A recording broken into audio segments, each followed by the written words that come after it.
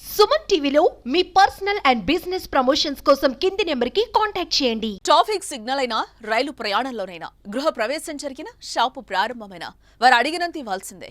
కొందరు ఎంతో ఆప్యాయంగా ఇచ్చినంత తీసుకుని చల్లగా ఉండాలని దీవిస్తారు. మరికొందరు మాత్రం దౌర్జన్యం, రౌడీయిజం ప్రదర్శిస్తున్నారు. కాదు కూడదంటే దుస్తులిప్పి ప్రైవేట్ పార్ట్స్ చూపిస్తున్నారు.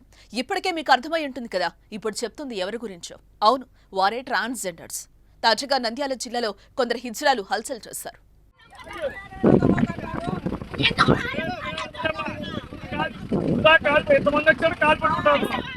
సమాజంలో థర్డ్ జెండర్ మీద వివక్ష మెల్లగా పోతోంది.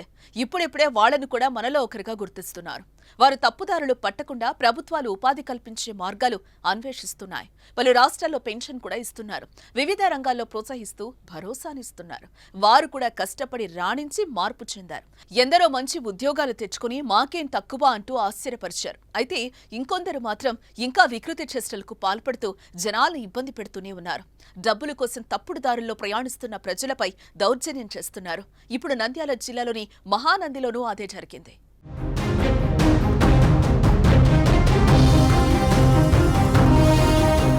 మహానంది శైవ క్షేత్రానికి వచ్చిన టూరిస్టు బస్సును టోల్గేట్ వద్ద ఆపి కొందరు హిజ్రాలు డబ్బులు అడుగుతున్నారు. ప్రయాణికులు 10-20 రూపాయలు ఇలా ఇచ్చారు. అయితే 50 రూపాయలకి తక్కువ తీసుకోమంటూ దౌర్జన్యానికి దిగారు.